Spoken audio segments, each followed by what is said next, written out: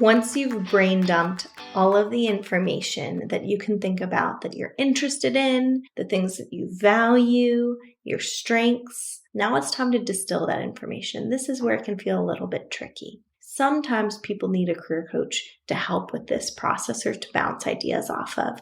But if you're not working with a career coach, you can use a friend or family member to bounce ideas off of and have a conversation with just to help you with the brainstorming piece, because this element of the career transition process involves a lot of brainstorming.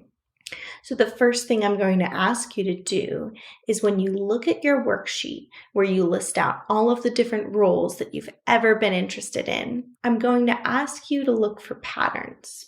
Perhaps you are curious about a lot of different roles that are in the science realm. So notice that pattern. Perhaps you're interested in a lot of different roles that are more creative and involve creative elements to them.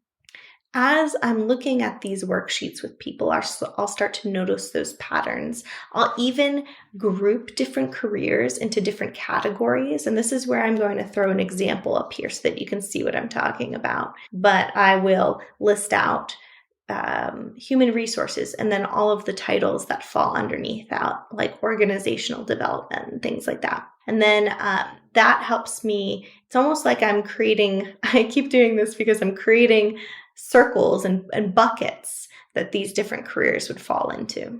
I'm also going to notice patterns with people's values, patterns with their interests.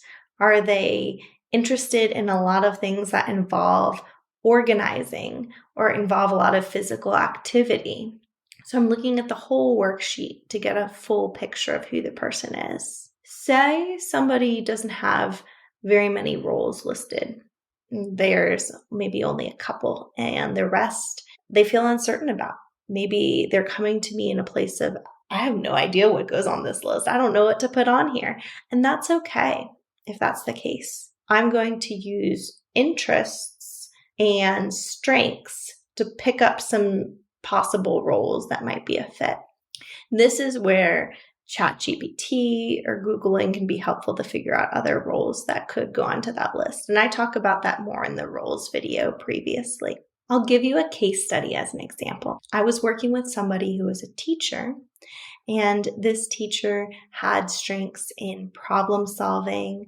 They had a lot of interests in the political realm, and we started to notice themes and categories as this person was brain dumping all of their different career ideas onto this worksheet. And I noticed one of the largest categories or themes was that a lot of roles were coming up that were related to government and involved elements of his strengths. And some of the roles that I noticed were lobbyist, urban planning, policy analyst. So we grouped that into a category.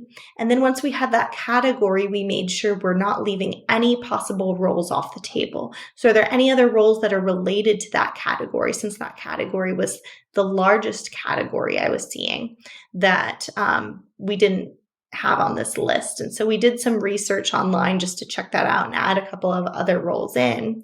And then we had a couple of different groupings of categories on his worksheet. We had the government category. We also had a category around human resources.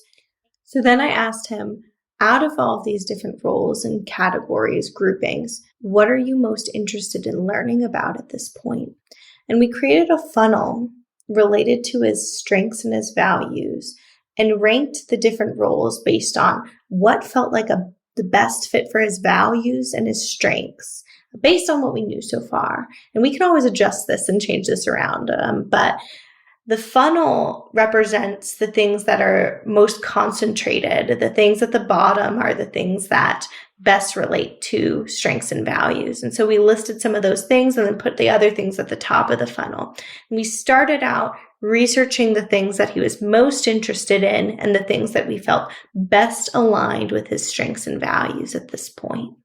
What we're trying to do here is narrow things down. That way, when you go on to your research, you're not researching everything. So use this moment and take time to group things and narrow things down so that you can have a place to start for your research.